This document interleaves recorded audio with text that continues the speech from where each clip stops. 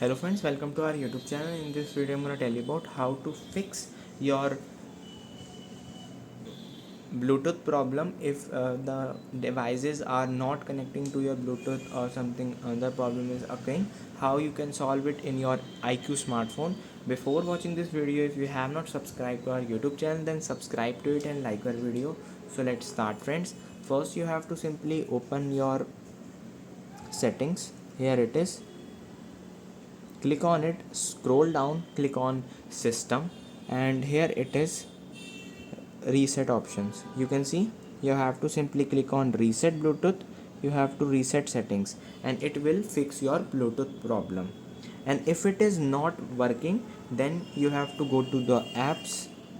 Here it is, and then you have to click on see all 76 apps. Then you can see simply you have to click on Android system web view and clear the cache like this. You can see friends, it is clear cache now,